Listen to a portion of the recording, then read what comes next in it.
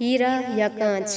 بادشاہ نے کانچ کے ہیرے اور اصلی ہیرے ایک تھیلی میں ڈال کر اعلان کیا، ہے کوئی جوہری جو کانچ اور اصلی ہیرے الگ کر سکے؟ شرط یہ تھی کہ کامیاب جوہری کو منہ مانگا انعام اور ناکام کا سر قلم کر دیا جائے گا۔ درجن بھر جوہری سر قلم کروا بیٹھے، کیونکہ کانچ کے نقلی ہیروں کو اس مہارت سے تراشا گیا تھا کہ اصلی کا گمان ہوتا تھا۔ ڈھنڈورا سن کر ایک اندھا شاہی محل میں حاضر ہوا۔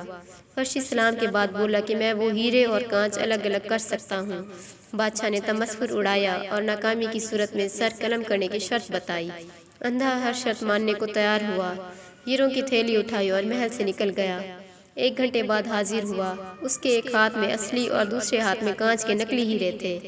شاہی جوہریوں نے تصدیق کی کہ اندھا جیت گیا ہے۔ بادشاہ بہت حیران ہوا، اس کی حیرت کی انتہا نہ رہی کہ ایک جو کام آنکھوں والے نہ کر سکے وہ کام ایک نابینا کیسے کر گیا۔ بادشاہ نے اندھے سے دریافت کیا کہ اس نے اصلی اور نقلی کی پہچان کیسے کی۔ اندھا بولا، یہ تو بہت آسان ہے، میں نے ہیروں کی تھیلی کڑی دھوپ میں رکھ دی، پھر جو تپش سے گرم ہو گئے وہ نقلی تھے، اور جو گرمی برداشت کر گئے اور ٹھنڈے رہے وہ اصلی تھے۔ بادشاہ نے اندھے کے علم کی تعریف کی اور انعام اکرام سے نواز کر رخصت کیا۔ اندھے کی رخصتی کے ساتھ میرا غصہ، میری انا اور میرے دماغ کی گرمی بھی رخصت ہو گئی۔ مجھے سمجھ آ گئی کہ برداشت، نرم مزاجی، حلیمی، متانت اور محبت ہی انسانیت کی معراج ہے۔ جو گرمی حالات کو سہ گیا وہ ہیرا، جو نہ سہ سکا وہ کانچ۔